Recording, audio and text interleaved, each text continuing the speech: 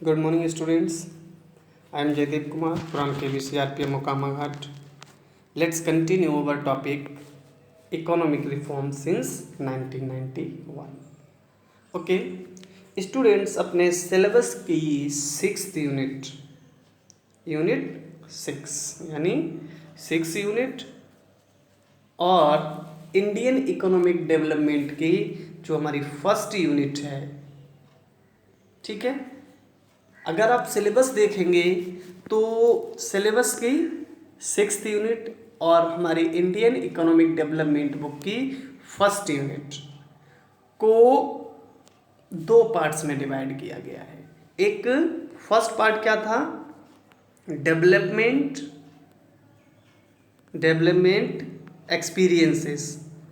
Experiences from 1947 to 90s, ठीक है। यानी डेवलपमेंट एक्सपीरियंसेस फ्रॉम 1947 टू 90 तक, ओके। एंड सेकेंड पार्ट था इसका economic reforms since 1991।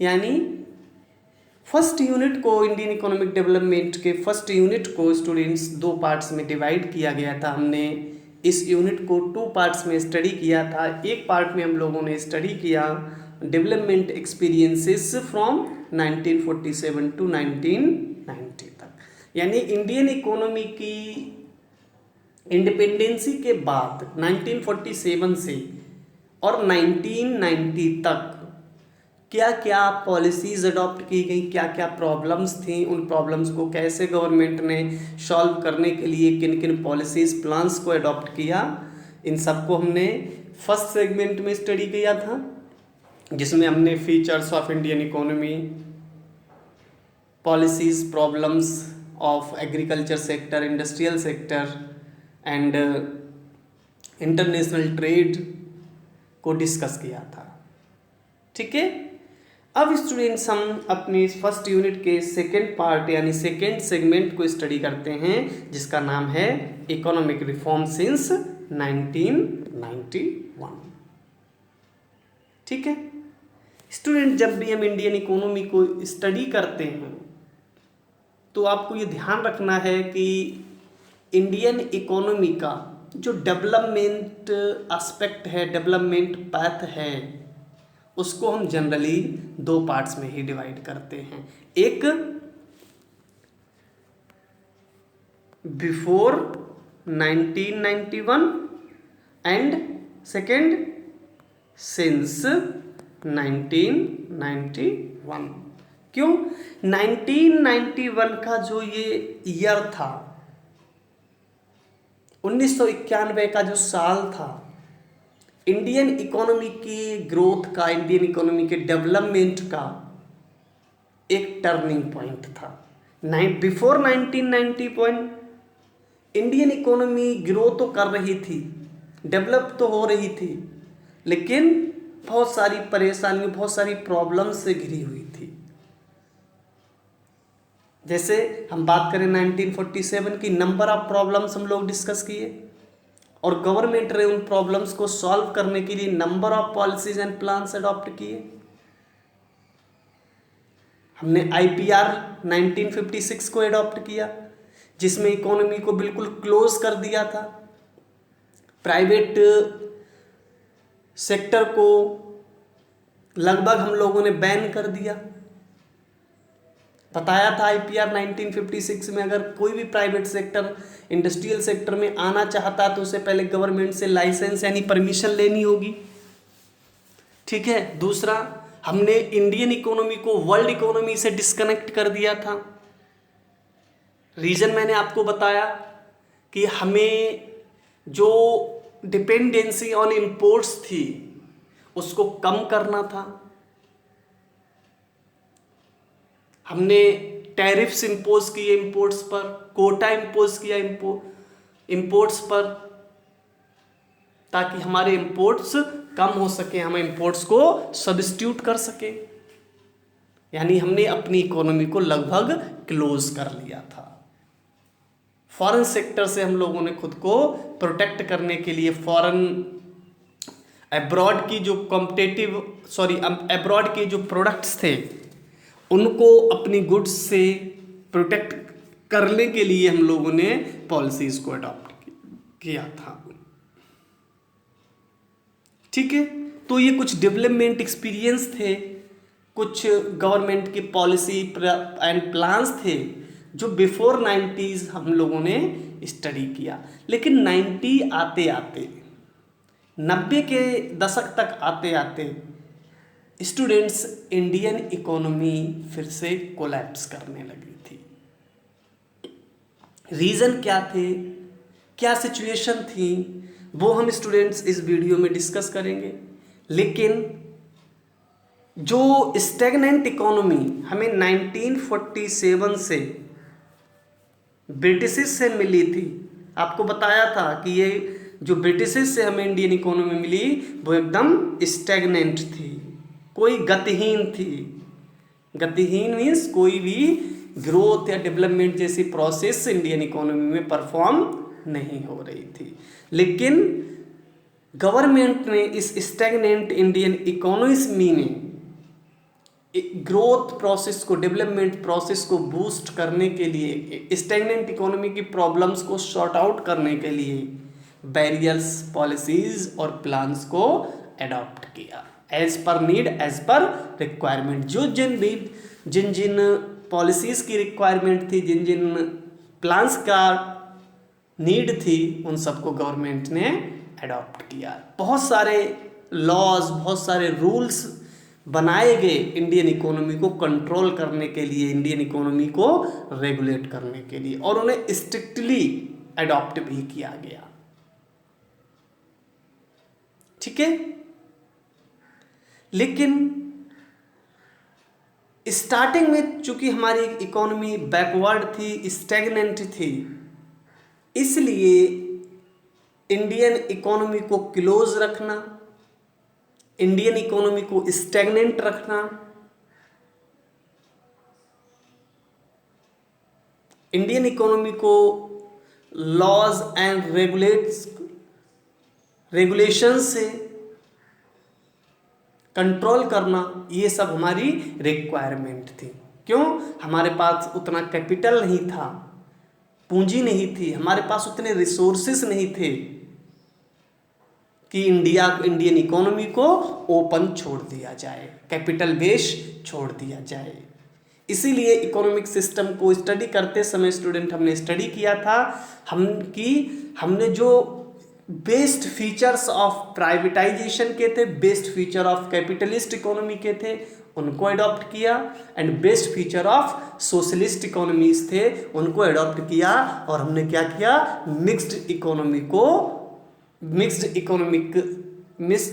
Economy system को अडॉप्ट किया। लेकिन जैसे जैसे गवर्नमेंट रिफॉर्म्स करती चली गई 1947 के बाद,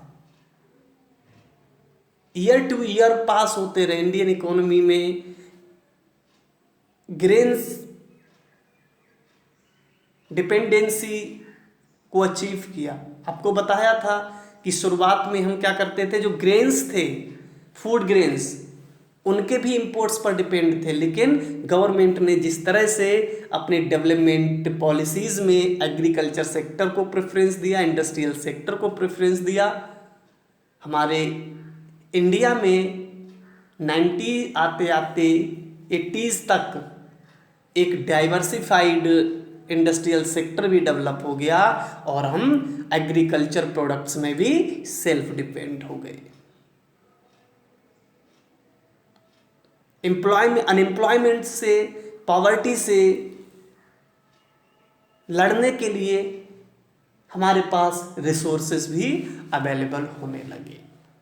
लेकिन प्रॉब्लम कहाँ क्रिएट हुई स्टूडेंट्स, जब लंबे समय से हमने जिन पॉलिसीज़ को, जिन रूल्स एंड रेगुलेशंस को, जिन लॉज को अडॉप्ट किया, as per requirement of time हमने उसमें चेंज नहीं किया, क्योंकि हमने जो रूल, जो रेगुलेशन, जो कंट्रोल इंडियन इकोनॉमी पे लगाए थे 1947 या उसके आसपास, वो उस समय का रिक्वायरमेंट था। लेकिन जैसे जैसे परिस्थितियां चेंज होती गई, सिचुएशन बदलती गई, ये ज़रूरी था कि उन रूल्स, रेगुलेशंस, लॉज को लिबरल किया जाए, उदार किया जाए। उनमें जो रूल और नियम, हमने स्ट्रिक्ट रूल एंड लॉज बनाए थे, रेगुलेशंस बनाए थे, उनमें रिफॉर्म्स किए जाएं। लेकिन हमारी जो गवर्नमेंट्स रहीं, जो हमारी सरकारें रहीं, उन्होंने इन चीज़ों पर कोई ध्यान नहीं दिया और इकोनॉमी जिस तरह से चल रही थी उसी तरह से उनको चलने दिया गया। गवर्नमेंट जिस तरह से अपने एक्सपेंडिचर्स कर रही थी, उन एक्सपेंडिचर्स को उसी तरह से करती रही। और रिजल्ट क्या हुआ? एंड ऑफ 80s के अंत तक आते आते इंडियन इकोनॉमी फिर से क्राइसिस में फंस गई, कोलैप्स कर गई। क्यों? क्योंकि जो नीडेड रिफॉर्म्स थे, जिन रिफॉर्म्स की आवश्यकता थी, गवर्नमेंट्स ने उन रिफॉर्म्स को अडॉप्ट नहीं किया। वही controlled economy, rule and regulation से बंधी हुई क्लोज इकोनॉमी अभी तक गवर्नमेंट परफॉर्म कर रही थी, जबकि टाइम पास होने के बाद समय के साथ साथ उन रूल्स, रेगुलेशंस, कंट्रोल में रिफॉर्म्स करने की आवश्यकता थी। ठीक है, तो जब एंड ऑफ 80s यानी 90s के दशक के स्टार्ट होने तक इंडियन इकोनॉमी फिर से एक क्राइसिस का सामना करती है, एक फिर से कोलैप्स का सामना करती है। और इस क्राइसिस को, जो end of 80s Indian economy में क्राइसिस हुई, इससे निपटने के लिए इंडिया में बहुत सारे सुधार किए गए, रिफॉर्म्स किए गए, नई पॉलिसीज़ को अडॉप्ट किया गया, जिनको नाम दिया गया इकोनॉमिक रिफॉर्म्स सिंस 1991। यानी 80s के दशक में इंडिया में स्टूडेंट्स जो क्राइसिस क्रिएट हुई थी, उस क्राइसिस से निपटने के लिए, उस क्राइसिस को सॉल्व करने के लिए जो प्लान और जो पॉलिसीज़ में, जो रूल एंड रेगुलेशंस में स्टूडेंट्स सुधार किए गए, रिफॉर्म्स किए गए, उन्हीं सुधारों और रिफॉर्म्स को क्या कहा गया? इकोनॉमिक रिफॉर्म्स कहा गया। और कब हुए ये? 1991 से हुए, इसीलिए इस टॉपिक को नाम दिया गया इकोनॉमिक रिफॉर्म सिंस 1991। तो स्टूडेंट्स 1991 में जो इकोनॉमिक रिफॉर्म्स हुए, इनका रीज़न, इनके रीज़न क्या थे, इसके कॉजेस क्या थे, और इन रिफॉर्म्स को क्यों अडॉप्ट किया गया, इन सब को हम आज इस वीडियो में डिस्कस करते हैं। ओके, तो स्टार्ट करते हैं स्टूडेंट्स। ओके, अब देखिए स्टूडेंट्स, इस नए टॉपिक के लिए हम पॉइंट वाइज डिस्कस करना स्टार्ट करते हैं। ओके, तो यहाँ लिखा हुआ है as we discussed that since independence India followed the mixed economy framework by combining the advantage of capitalist economy and with socialist economic system। हम ये पॉइंट्स को पहले भी डिस्कस कर चुके हैं कि इंडिपेंडेंसी के बाद स्टूडेंट्स हम लोगों ने मिक्स्ड इकोनॉमिक सिस्टम को अडॉप्ट किया था, जिसमें जो मिक्स्ड इकोनॉमिक सिस्टम था, ये किसका कॉम्बिनेशन था स्टूडेंट्स? एडवांटेज ऑफ कैपिटलिस्ट, क्योंकि कैपिटलिस्ट इकोनॉमी के कुछ एडवांटेज भी हैं, कुछ डिसएडवांटेज भी हैं। सेम वैसे ही सोशलिस्ट इकोनॉमिक सिस्टम के भी कुछ एडवांटेज हैं कुछ डिसएडवांटेज भी हैं। तो हमने क्या किया, जो एडवांटेज ऑफ कैपिटलिस्ट इकोनॉमी थे उनको अडॉप्ट किया, और जो advantage of socialist economic system के थे उनको अडॉप्ट किया। दोनों के एडवांटेजेस को हम लोगों ने कंबाइंड किया और एक मिक्स्ड इकोनॉमिक फ्रेमवर्क हमने इंडिया में अडॉप्ट किया। क्लियर है? इस टॉपिक को हम पहले भी डिस्कस कर चुके हैं। Next students, to control and regulate the economy variety of rules and laws established. Discuss किया था हम लोगों ने भी कि इंडियन इकोनॉमी को रेगुलेट करने के लिए, कंट्रोल करने के लिए, रेगुलेट में आप आईपीआर को रख सकते हैं। आईपीआर रेगुलेशन का बहुत अच्छा एग्जाम्पल है। हमने इंडस्ट्रियल सेक्टर को रेगुलेट करने के लिए क्या किया, लाइसेंसिंग पॉलिसी को कंपलसरी कर दिया। इंडस्ट्रीज को 3 फोल्ड्स में हमने डिवाइड कर दिया, ठीक है।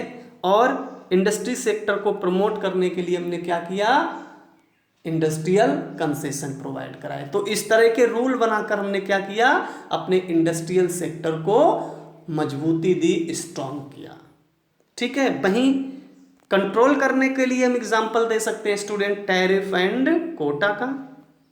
टैरिफ एंड कोटा का, इससे हमने क्या किया, हमारे इंपोर्ट्स ज़्यादा ना हो, इंपोर्ट्स हमारे एक लिमिट में कंट्रोल रहें, इसलिए हमने क्या किया, टैरिफ और कोटा को अडॉप्ट किया।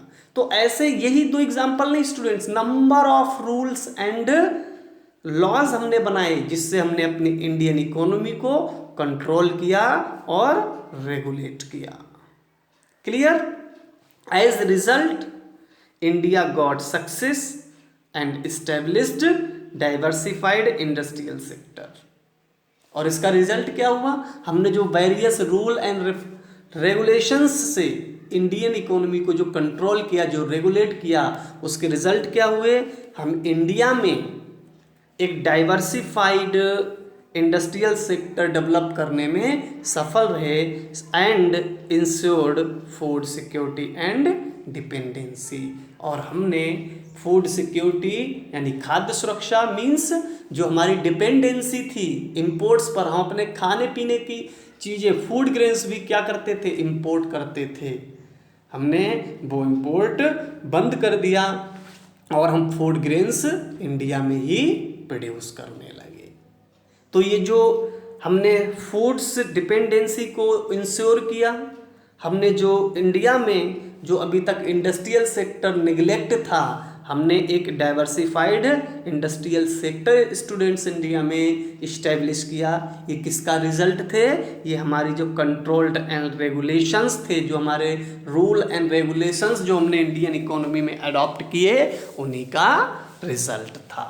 यानी अब तक हम लोगों ने अपनी इकोनॉमी को जिस तरह से कंट्रोल किया था, जिस तरह से रूल्स एंड रेगुलेशन में रेगुलेट किया था, उससे हमें पॉजिटिव रिजल्ट भी मिलना शुरू हुए।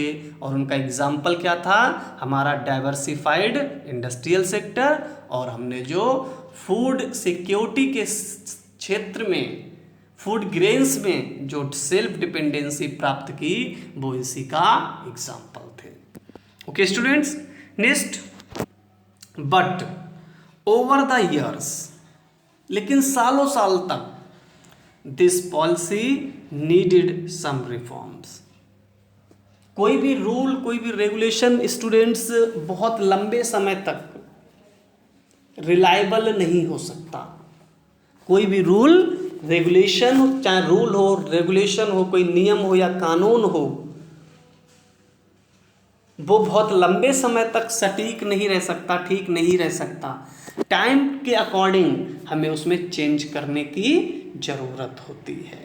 तो वही स्टूडेंट्स यहाँ कहा गया है, what over the year this policy needed some reforms to promote development process. जो हमने अभी तक 1947 के बाद इंडियन इकोनॉमी की डेवलपमेंट प्रोसेस को प्रमोट करने के लिए जिन रूल्स रेगुलेशंस को अडॉप्ट किया था, जिन पॉलिसी प्लान्स को हमने अडॉप्ट किया था, अब इंडियन इकोनॉमी की डेवलपमेंट प्रोसेस को और प्रमोट करने के लिए उन सभी रूल और रेगुलेशंस में रिफॉर्म्स करने की जरूरत थी, आवश्यकता थी। But inefficient management of Indian economy resulted a great crisis in last 80s। लेकिन हमारी जो गवर्नमेंट थी, जो इनएफिशिएंट मैनेजमेंट, जिसने ठीक से मैनेजमेंट नहीं कर पाई, मीन्स जहां पर रिफॉर्म्स करने की जरूरत थी वहां पर उन्होंने रिफॉर्म्स नहीं किए। जो अनयूजफुल एक्सपेंडिचर्स थे, स्पेंड्स थी, उन पे हमारी गवर्नमेंट ने कंट्रोल नहीं किया, और इसका रिजल्ट क्या हुआ? Indian economy suffered a great crisis in last 80s। और इसी की वजह से क्या हुआ, 80s के लास्ट में, यानी 1989 और 1990 के समय इंडियन इकोनॉमी फिर से क्राइसिस में फंस गई, एक संकट में फंस गई। 1947 में भी हम क्राइसिस में थे, बिल्कुल इकोनॉमी को ब्रिटिश ने कोलैप्स कर दिया। फिर जैसे तैसे हमने इकोनॉमी को various policy plan rules and regulation से कंट्रोल किया, मैनेज किया, और उसमें डेवलपमेंट प्रोसेस को हम लोगों ने बूस्ट किया। लेकिन इस डेवलपमेंट प्रोसेस को स्टूडेंट्स हम लोग सस्टेन नहीं कर सके, उसे हम आगे तक नहीं ले जा सके। क्यों? क्योंकि mismanagement of government creates a great crisis in last 80s। जब रिफॉर्म्स की जरूरत थी, गवर्नमेंट से रिफॉर्म्स नहीं किए, रूल एंड रेगुलेशन में इम्प्रूवमेंट की जरूरत थी, वो इम्प्रूवमेंट्स को अडॉप्ट नहीं किया गया। जो हमारे अनयूजफुल एक्सपेंडिचर्स थे गवर्नमेंट के, गवर्नमेंट ने उन एक्सपेंडिचर्स पे कंट्रोल नहीं किया, और रिजल्ट क्या हुआ? हमारे एक्सपेंडिचर, गवर्नमेंट के एक्सपेंडिचर उसके रिवेन्यू से ज़्यादा हो गए, और जब एक्सपेंडिचर रेवेन्यू से ज़्यादा हो गए तो गवर्नमेंट क्या कर रही थी? बारोइंग कर रही थी, विदेशों से लोन ले रही थी, इंटरनल लोन ले रही थी, और फाइनली क्या हुआ? गवर्नमेंट लोन लेती रही, लेकिन कोई रिफॉर्म्स नहीं किया, अपने एक्सपेंडिचर को कंट्रोल नहीं किया। रिजल्ट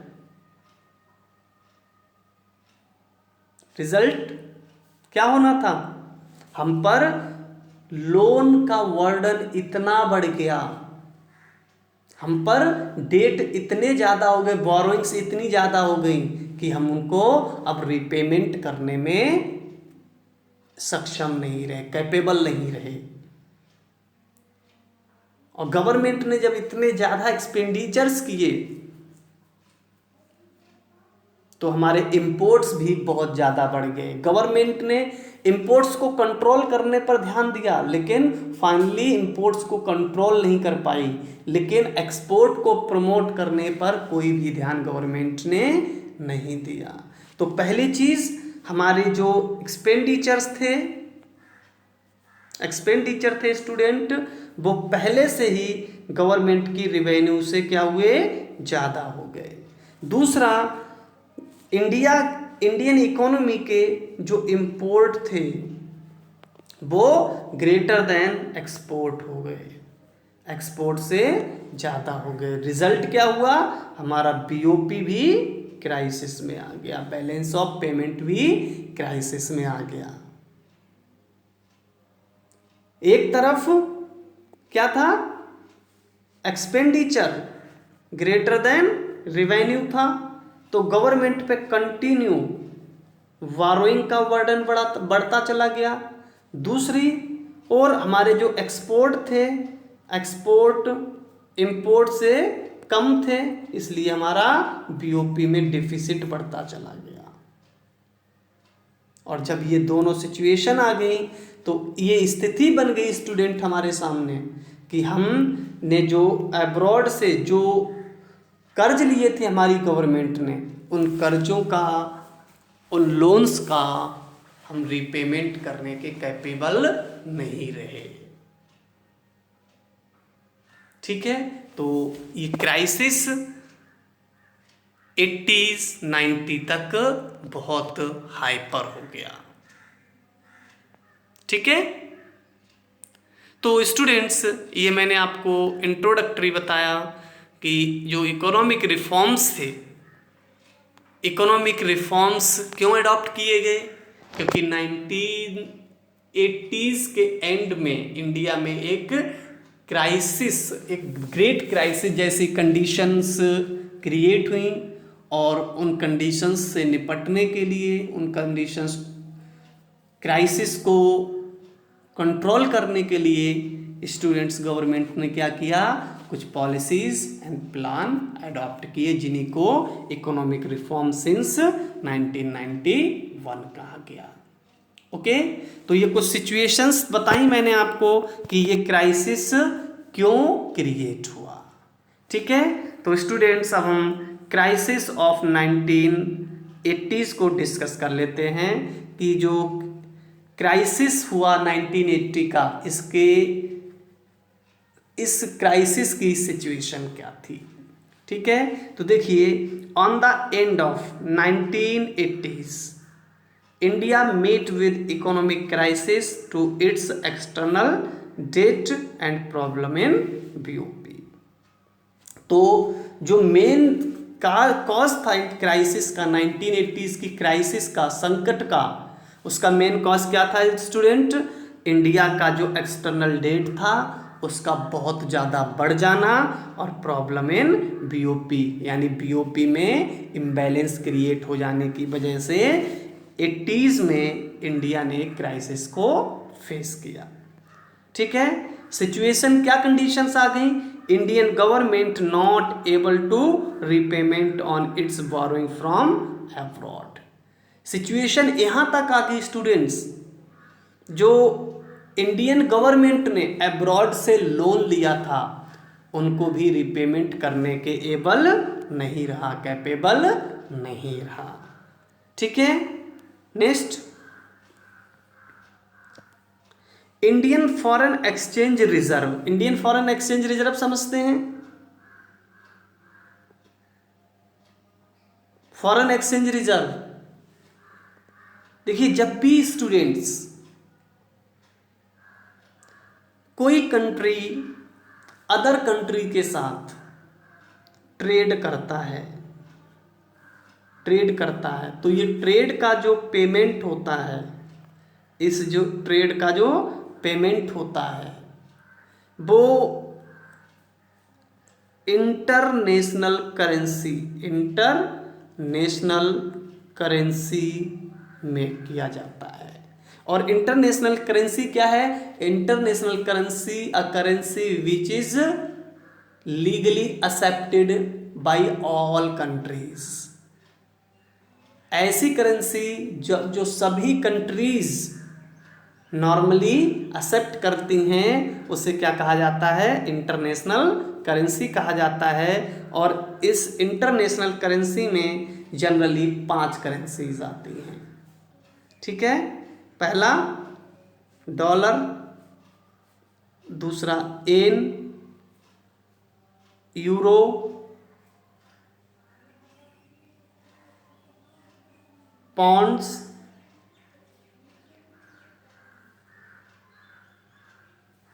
ठीक है, पॉन्ड्स। और 5th करेंसी स्टूडेंट्स मुझे अभी याद नहीं आ रही है, देख के मैं बता दूंगा आपको। तो ये करेंसीज ऐसी हैं, ये इंटरनेशनल लेवल पर कोई भी कंट्री इन करेंसीज को अडॉप्ट कर लेती है। ठीक है, इन करेंसी को एक्सेप्ट करती है, तो इन्हीं को इंटरनेशनल करेंसी कहा जाता है। ठीक है, और ये इंटरनेशनल करेंसी कोई भी कंट्री अपने इंपोर्ट पेमेंट के लिए यूज करता है, इंपोर्ट्स पेमेंट के लिए यूज करता है। जैसे मान लीजिए इंडिया, ठीक है, इंडिया एक्स कमोडिटी को इंपोर्ट करता है, एक्स कमोडिटी को इंपोर्ट करता है, ठीक है।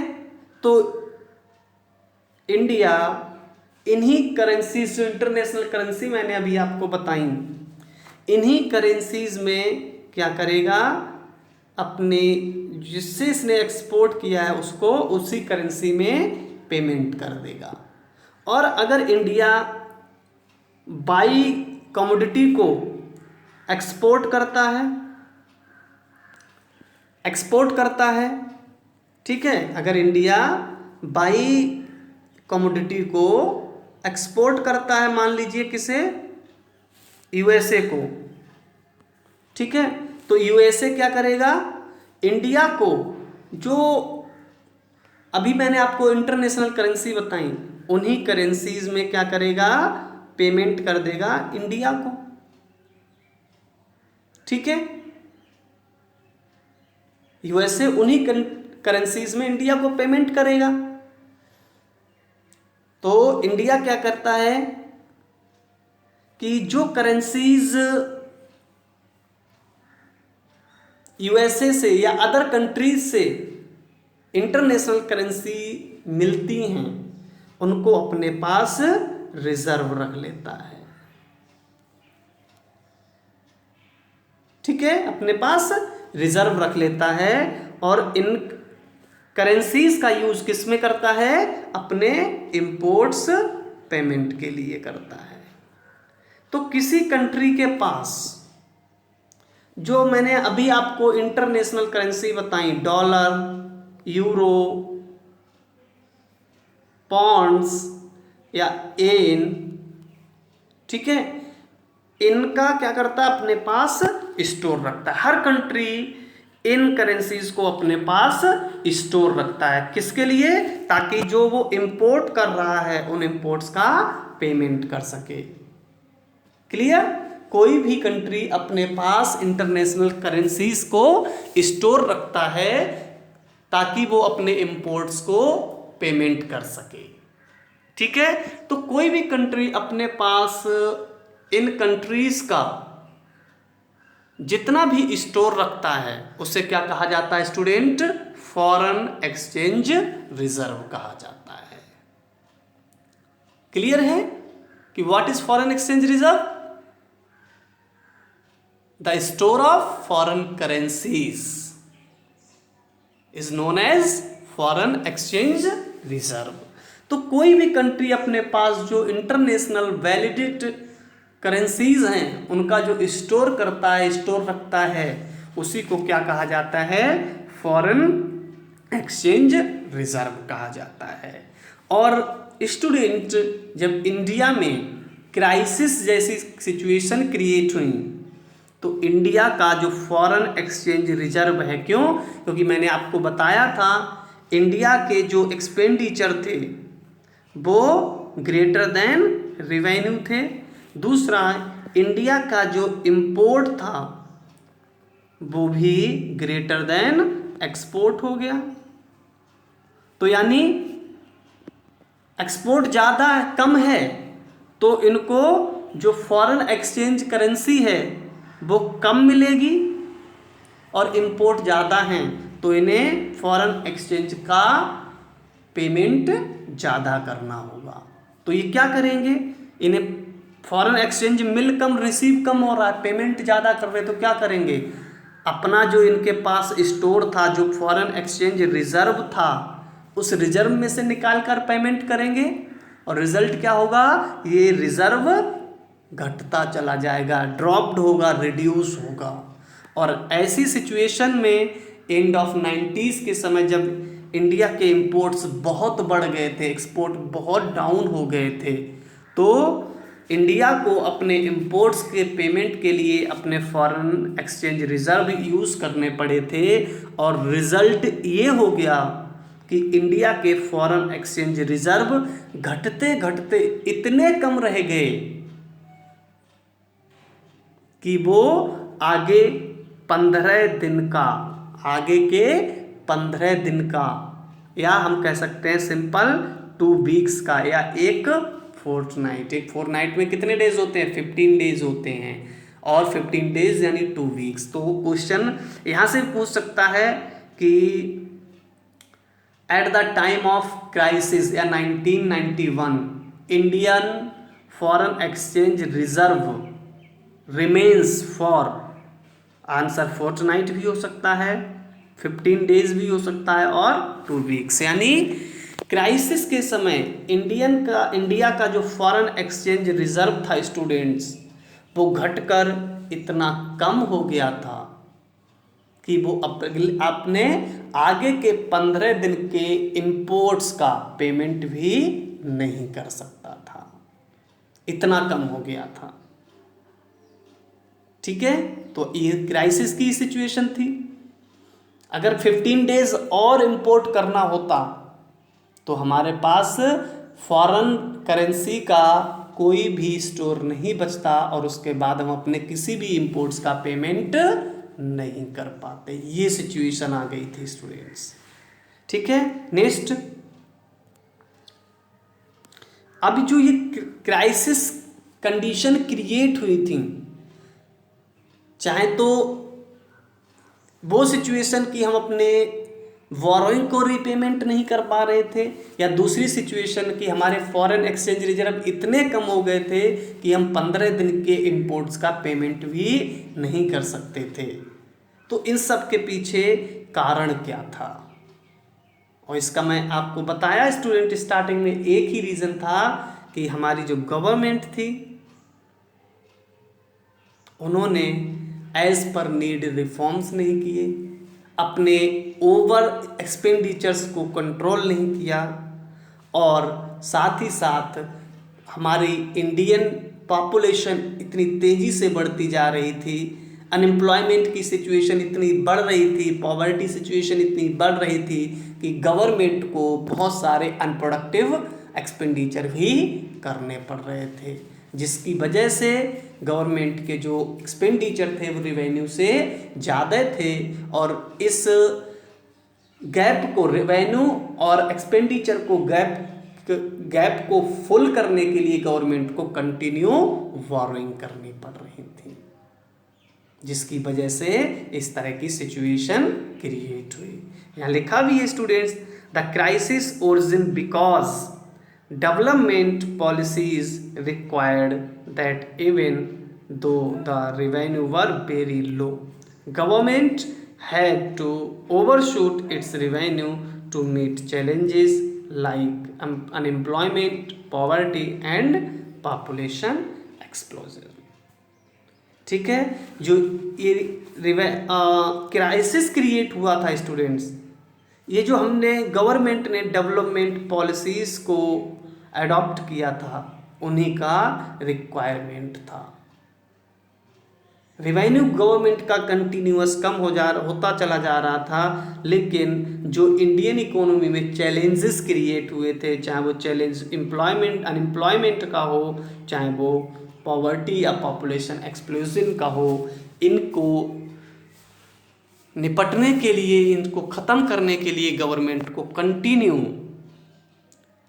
अपने एक्सपेंडिचर से, अपने रेवेन्यू से ज़्यादा खर्च करना पड़ रहा था, जिसकी वजह से इस तरह की क्राइसिस कंडीशन इंडियन इकोनॉमी में क्रिएट हुई। ओके, अब स्टूडेंट्स हम बात करते हैं कॉज ऑफ इकोनॉमिक क्राइसिस। जो इकोनॉमिक क्राइसिस हुआ था इसके अदर कॉजेज क्या क्या थे, यानी इंडियन इकोनॉमी का फॉरेन एक्सचेंज रेट रिजर्व इतना घट जाना, इंटरनेशनल डेट्स का, इंटरनेशनल बारोइंग का बर्डन इतना ज़्यादा बढ़ जाना, जो इंडियन इकोनॉमी में क्राइसिस क्रिएट करा, उसके पीछे कॉजेज क्या क्या थे।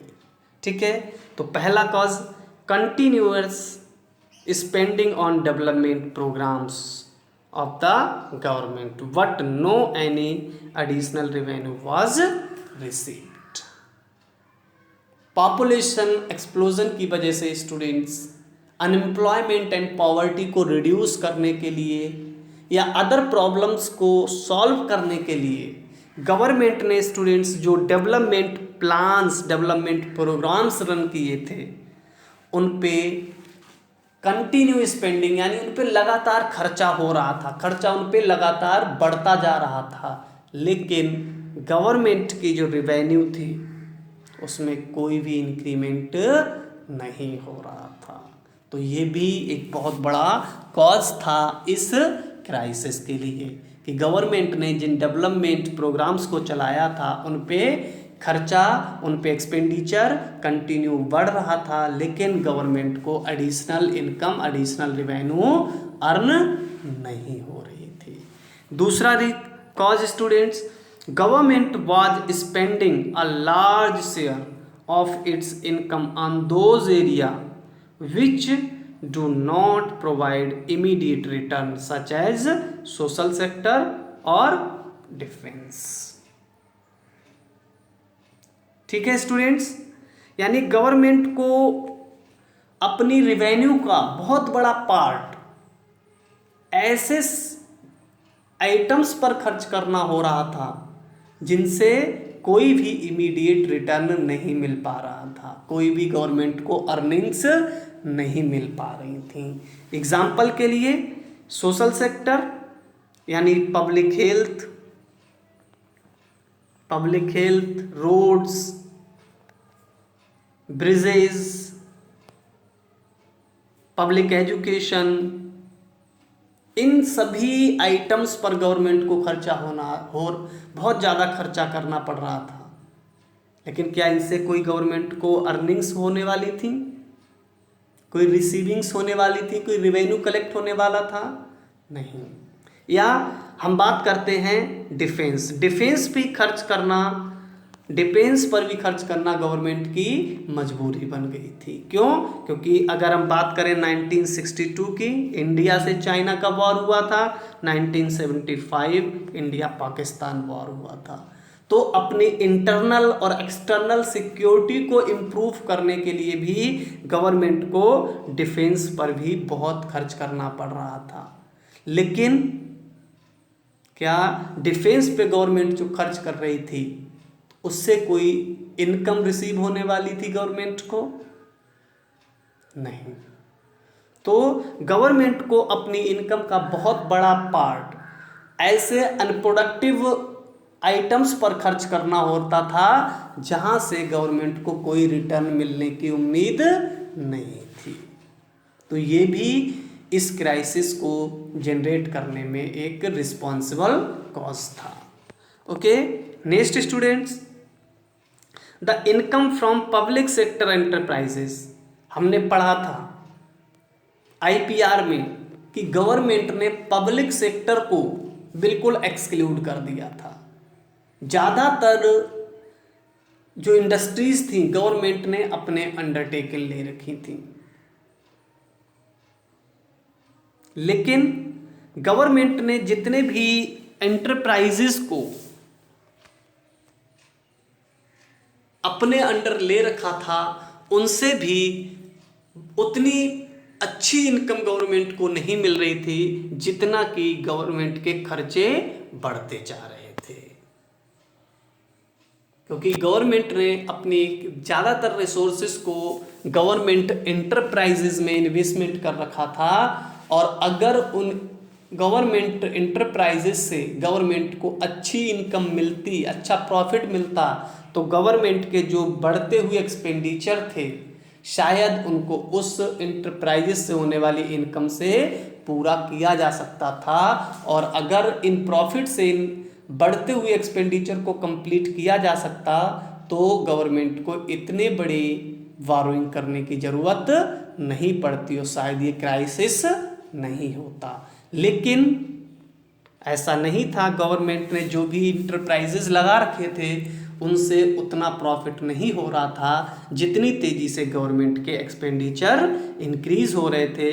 देखिए वही लिखा है स्टूडेंट्स यहाँ, the income from public sector enterprises was also not very high, बहुत अच्छा नहीं था, to meet the growing expenditure government, ताकि गवर्नमेंट के बढ़ते हुए खर्चों को पूरा किया जा सके। ओके, नेक्स्ट कॉज था स्टूडेंट्स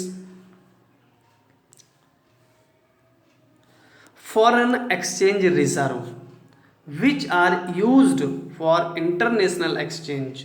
अभी आपको बताया कि फॉरेन एक्सचेंज जो रिजर्व थे वो कोई भी कंट्री किस लिए यूज करता है, इंटरनेशनल एक्सचेंज के लिए। जब भी इंडिया किसी दूसरे कंट्री से कुछ एक्सचेंज करेगा, कुछ ट्रेड करेगा, तो उसके लिए यूज किया जाता था फॉरेन एक्सचेंज रिजर्व का। लेकिन जब ये सिचुएशन आ गई कि हमें कंट्रीज ने लोन देने से मना कर दिया, ये सिचुएशन आ गई कि हम अदर कंट्रीज से लिए हुए लोन्स को रिपेमेंट भी नहीं कर पा रहे थे, तो ऐसा पैसा फॉरेन एक्सचेंज रिजर्व जो हमारे पास स्टोर रखा था, हमने उन पैसे का खर्च, उस रिजर्व का खर्च किस में किया, अपने कंजम्पशन आइटम्स पे भी खर्च कर दिया। जबकि उसका यूज किसके लिए होता था, केवल इंपोर्ट पेमेंट यानी इंटरनेशनल ट्रांजैक्शंस के लिए किया जाता था। लेकिन हम इस सिचुएशन में घिर गए, हमें अपने फॉरेन एक्सचेंज रिजर्व का यूज कंजम्पशन नीड्स में करना पड़ा। तो ये भी क्राइसिस का एक कारण था। ठीक है, फिर no attempt made to reduce such useful spendings and no sufficient attention was given to boost export to pay for growing imports. और साथ साथ यहाँ पर सरकार की भी कुछ नाकामियाँ थीं, जैसे गवर्नमेंट ने, हमारी सरकार ने जो अनयूजफुल स्पेंडिंग्स थे उनको रिड्यूस नहीं किया, उनमें कोई कमी नहीं की। दूसरा, जो हमारे कंटिन्यू इंपोर्ट्स बढ़ रहे थे, उन इंपोर्ट्स को कंट्रोल करने के लिए या उन बढ़े हुए इंपोर्ट्स के बराबर एक्सपोर्ट को करने के लिए गवर्नमेंट ने कोई भी अटेंशन नहीं दिया। अगर हमारे इंपोर्ट्स बढ़ रहे थे, एक्सपोर्ट कम थे, तो ऐसी सिचुएशन में हमें फॉरेन एक्सचेंज में रिडक्शन देखने को मिलता। तो अगर गवर्नमेंट कैसे भी एक्सपोर्ट को प्रमोट करती, एक्सपोर्ट्स को बढ़ाती, तो शायद बढ़े हुए इंपोर्ट से हमारे फॉरेन एक्सचेंज रिजर्व को सेव किया जा सकता था। लेकिन गवर्नमेंट का एफर्ट ना तो हमें अनयूजफुल स्पेंडिंग्स को रिड्यूस करने में दिखा और ना ही हमारे एक्सपोर्ट को बूस्ट करने में दिखा। और शायद ये बहुत बड़ा कारण था इंडिया को इस क्राइसिस को फेस करना पड़ा। तो स्टूडेंट्स, ये कुछ कॉजेज़ मैंने आपके साथ डिस्कस किए जो 1980s के लिए रिस्पॉन्सिबल थे। ठीक है, अब जब ये सिचुएशन आ गई कि हमारे पास फॉरेन एक्सचेंज रिजर्व नहीं बचा, हम अपने लोन्स को रिपेमेंट नहीं कर पा रहे थे, जो एब्रॉड कंट्रीज थीं या इंटरनेशनल इंस्टीट्यूशंस थे जो लोन प्रोवाइड करने का काम करते थे, उन लोगों ने इंडिया को लोन देने से मना कर दिया।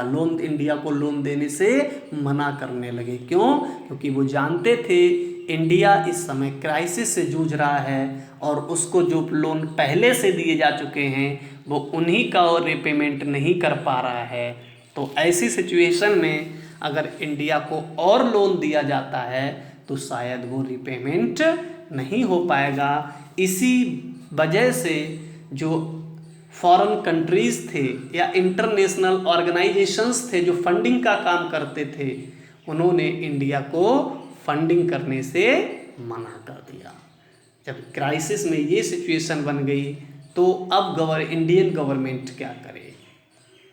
और इस सिचुएशन, इस क्राइसिस से निपटने के लिए गवर्नमेंट ने क्या क्या एफर्ट किए, इस सिचुएशन से निपटने के लिए स्टूडेंट्स हम उसे भी डिस्कस करते हैं। ठीक है, यानी government effort to control crisis, government ने इस क्राइसिस को कंट्रोल करने के लिए क्या एफर्ट किया है। ठीक है, in the late 1980s government expenditure began to exceed its revenue by such large margin that meeting the expenditure through borrowing become intolerable। यानी 80s के लास्ट तक जो क्राइसिस क्रिएट हुआ था 80s के लास्ट में, वो 80s के लास्ट यानी 90 तक, 1990 तक इस सिचुएशन में आ गया कि हमारे एक्सपेंडिचर यानी इंडियन गवर्नमेंट के जो एक्सपेंडिचर थे वो गवर्नमेंट की रेवेन्यू से इतने ज़्यादा हो गए जिनको अब बारोइंग लेकर भी पूरा नहीं किया जा सकता था, उधार लेकर भी पूरा नहीं किया जा सकता था।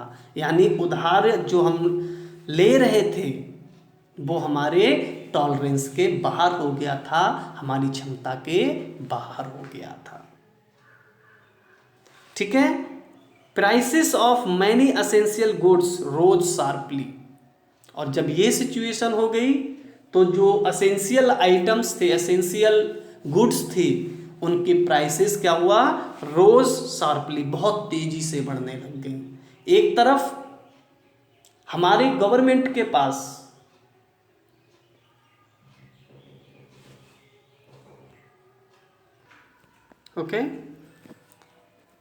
Price of many essential goods rose sharply, यानी जो एसेंशियल गुड्स थी उनके प्राइस भी बहुत तेजी से बढ़ने लग गए।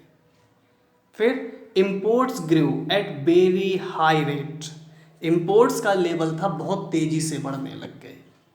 ठीक है, इंपोर्ट्स जो थे बहुत तेजी से बढ़ने लग गए विदाउट मैचिंग एक्सपोर्ट ग्रोथ, यानी जिस रेट से हमारा एक्सपोर्ट ग्रोथ हो रहा था, एक्सपोर्ट जिस तेजी से बढ़ रहे थे उससे कहीं ज़्यादा तेजी से हमारे इंपोर्ट्स बढ़ने लग गए। यानी एक्सपोर्ट और इंपोर्ट में कोई मैचिंग नहीं बची। तो रिजल्ट क्या होना था, जब एक्सपोर्ट हमारे कम थे यानी हमें फॉरेन एक्सचेंज रिजर्व कम रिसीव हो रहा था, और इंपोर्ट्स पेमेंट हमारे ज़्यादा थे, और इसीलिए हमारा फॉरेन एक्सचेंज रिजर्व स्टोर कम होता चला गया, और फाइनली घट के इतना कम हो गया कि हम अपने अब 15 डेज के इंपोर्ट्स का भी पेमेंट करने में कैपेबल नहीं थे। Okay, as result foreign exchange reserve declined to low level, यानी हमारा जिसकी वजह से जो फॉरेन एक्सचेंज रिजर्व लेवल था वो बहुत निचले स्तर पर चला गया। In this situation no country और इंटरनेशनल फंडर मीन्स जो फंडिंग का काम करते थे, जो इंटरनेशनल लोन प्रोवाइड कराते थे, वाज बिलिंग, यहाँ वाज नॉट लिख लेना स्टूडेंट्स, नॉट मिस हो गया है, was not willing to lend to India, वो भी अब इंडिया को पैसा देने से मना कर दिए, पैसा देने के लिए इच्छुक नहीं थे। ये सिचुएशन आ गई।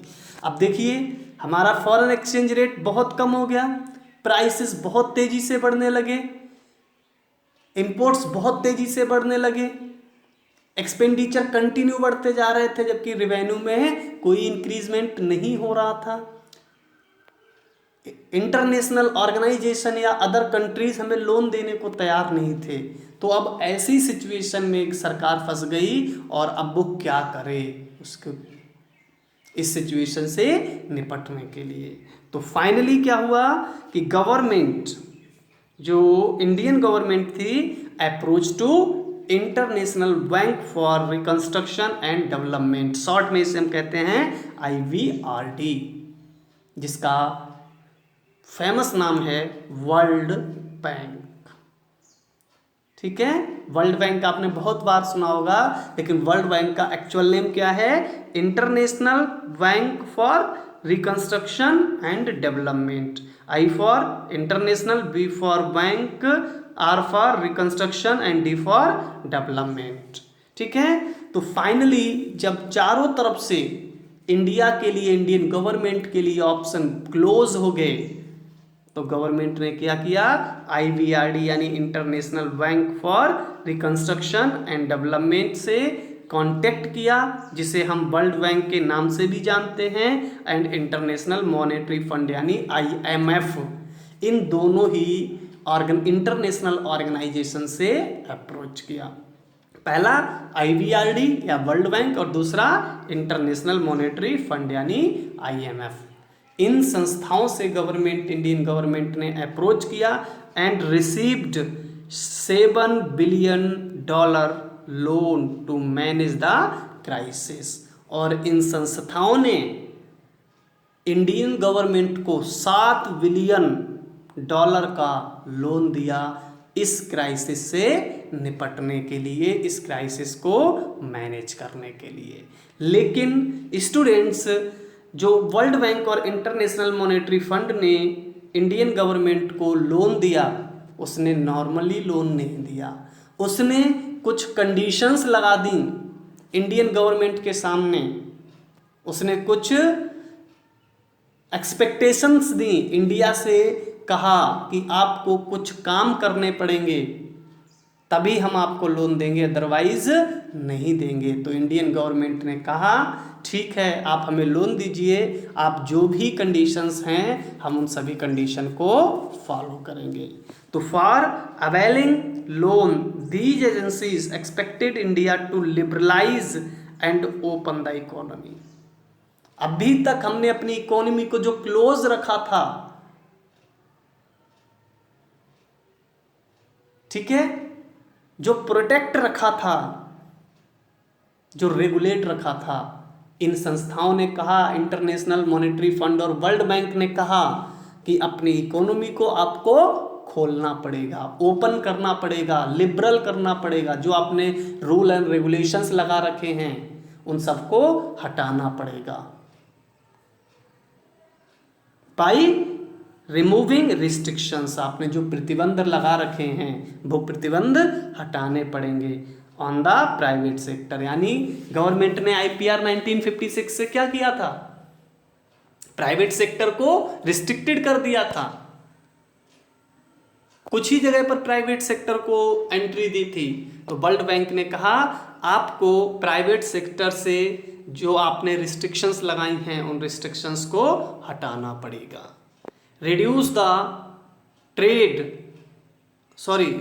The role of government, government के रोल को कम करना पड़ेगा। यानी प्राइवेट सेक्टर को आप अपनी इकोनॉमी में एंट्री दीजिए और जो सब कुछ आपने गवर्नमेंट के लिए रिजर्व किया है उस रिजर्वेशन को कम कीजिए, गवर्नमेंट के रोल को कम कीजिए। एंड रिमूव ट्रेड रिस्ट्रिक्शंस, और आपने जो ट्रेड रिस्ट्रिक्शंस लगाए हैं, व्यापार पर प्रतिबंध लगाए हैं, जैसे टैरिफ क्या है? इंटरनेशनल ट्रेड पर रिस्ट्रिक्शन लगा रहा है। क्या करता है? टैरिफ लगता है तो इंपोर्ट्स महंगे हो जाते हैं और इंपोर्ट्स कम हो जाते हैं, यानी ट्रेड कम हो जाता है। तो उसने कहा जो आपने इंटरनेशनल ट्रेड पर रिस्ट्रिक्शन लगाए हैं, चाहे वो टैरिफ हो चाहे वो कोटा हो, आपको उसको भी हटाना पड़ेगा। इंडिया और अदर कंट्रीज के बीच में होने वाले ट्रेड पर आपने जो रिस्ट्रिक्शंस लगाए हैं, टैरिफ हो या कोटा हो, उन सबको हटाना पड़ेगा। ये कंडीशंस वर्ल्ड बैंक और IMF ने इंडियन गवर्नमेंट को दी। क्या क्या कंडीशन थी? पहला, आपको इंडियन इकोनॉमी को लिबरल करना होगा, ओपन करना होगा, जिसके लिए क्या करना है? सबसे पहले प्राइवेट सेक्टर के रिस्ट्रिक्शंस हटाने होंगे, गवर्नमेंट के रोल को कम करना होगा।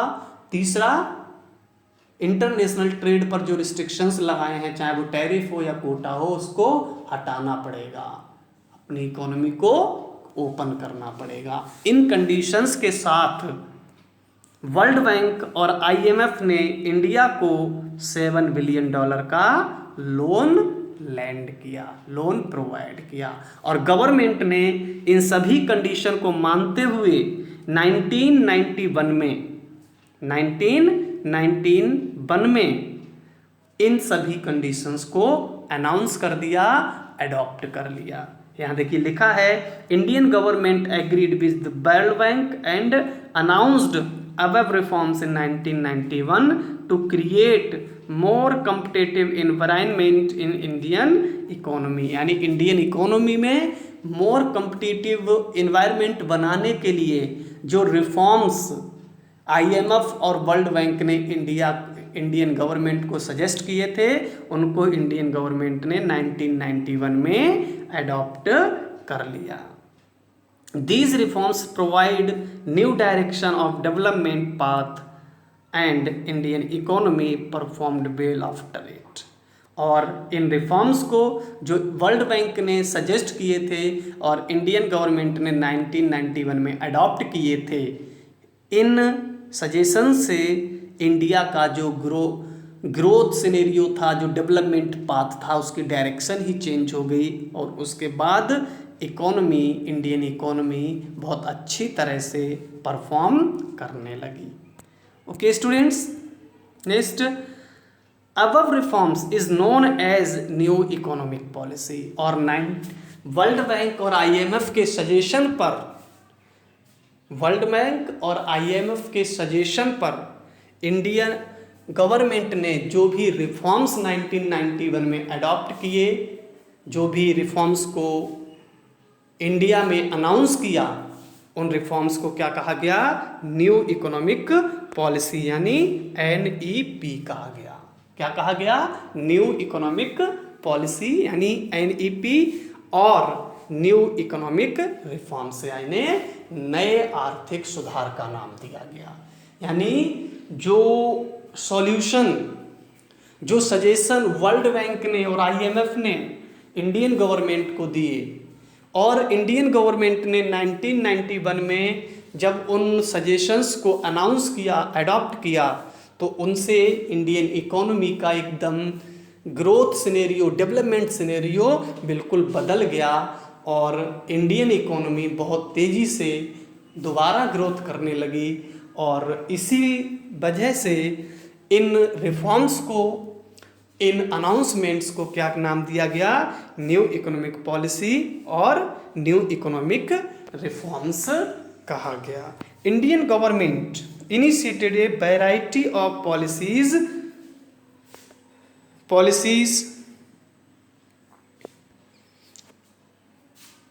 और इंडियन गवर्नमेंट ने इन रिफॉर्म्स में वैरायटी, नंबर ऑफ पॉलिसीज को अडॉप्ट किया, बहुत सारी पॉलिसीज को इसमें अडॉप्ट किया, जिससे विच फॉल्स अंडर 3 कैटेगरी, जिनको 3 कैटेगरी में डिवाइड किया जाता है। यानी 1991 में जो इकोनॉमिक रिफॉर्म्स इंडियन गवर्नमेंट ने अडॉप्ट किए गए थे, उसमें कई सारी पॉलिसीज को अनाउंस किया गया गवर्नमेंट ऑफ इंडिया द्वारा, और उसमें जो पॉलिसीज को अडॉप्ट किया गया उन पॉलिसीज को 3 कैटेगरी में रखा गया। पहली कैटेगरी की जो पॉलिसीज थी उनको नाम दिया गया लिबरलाइजेशन। सेकंड कैटेगरी की पॉलिसीज को कहा गया प्राइवेटाइजेशन। और थर्ड कैटेगरी की जो पॉलिसीज थी उनको कहा गया ग्लोबलाइजेशन। तो 1991 में जो इकोनॉमिक रिफॉर्म्स इंडिया में अडॉप्ट किए गए स्टूडेंट्स, उन्हें 3 कैटेगरी में रखा गया, liberalisation, privatisation and globalisation. Liberalisation का फर्स्ट कैपिटल L, प्राइवेटाइजेशन का P एंड ग्लोबलाइजेशन का G, इसीलिए स्टूडेंट्स ने LPG पॉलिसी भी कहा जाता है। क्लियर है? तो अब हम सिंपली बोल सकते हैं 1991 के बाद इंडिया में जो इकोनॉमिक रिफॉर्म्स अडॉप्ट किए गए, अनाउंस किए गए, उनको हम 3 कैटेगरी में स्टडी कर सकते हैं। एक लिबरलाइजेशन, प्राइवेटाइजेशन, ग्लोबलाइजेशन यानी LPG पॉलिसी के नाम से इन्हें हम स्टडी करेंगे। तो जो न्यू इकोनॉमिक रिफॉर्म्स थे या न्यू इकोनॉमिक पॉलिसी यानी NEP 1991 था स्टूडेंट्स, ये किसका परिणाम थे? ये 80s की जो क्राइसिस इंडिया में जनरेट हुई उसी को एबोलिश करने के लिए, उसी के सॉल्यूशन के लिए गवर्नमेंट ने जो भी पॉलिसीज़ और प्लान अडॉप्ट किए उन्हें क्या कहा गया? न्यू इकोनॉमिक रिफॉर्म्स या न्यू इकोनॉमिक पॉलिसी या एलपीजी पॉलिसी कहा गया। ओके स्टूडेंट्स, तो अब हम नेक्स्ट वीडियो में स्टूडेंट्स इन लिबरलाइजेशन, प्राइवेटाइजेशन, ग्लोबलाइजेशन, ये इन क्या कॉन्सेप्ट हैं और इन्हें किस तरह से अडॉप्ट किया गया, हम 1 बाय 1 नेक्स्ट वीडियो में स्टडी करेंगे। ओके, आज की वीडियो में मैंने आपको इकोनॉमिक रिफॉर्म सिंस 1991 और एलपीजी पॉलिसी और इकोनॉमिक क्राइसिस ये क्या हैं, ठीक है, क्यों इकोनॉमिक 1991 इकोनॉमिक रिफॉर्म्स को अडॉप्ट किया गया, इसके बारे में इस वीडियो में इंट्रोड्यूस किया है। तो इस वीडियो को आप अच्छे से देखिए, नोट्स को बहुत अच्छे से पढ़िए, क्योंकि अगर कोई भी कंफ्यूजन आपको रहा तो ये पूरी स्टोरी आपको समझ में नहीं आएगी। ठीक है, तो अच्छे से वीडियो देखिए, अच्छे से नोट्स बनाइए, कोई प्रॉब्लम, कोई कंफ्यूजन है तो मेरे साथ शेयर कीजिए। नेक्स्ट वीडियो में हम इन एलपीजी वर्ड्स को, एलपीजी कॉन्सेप्ट को 1 बाय 1 डिस्कस करेंगे। Okay, thank you.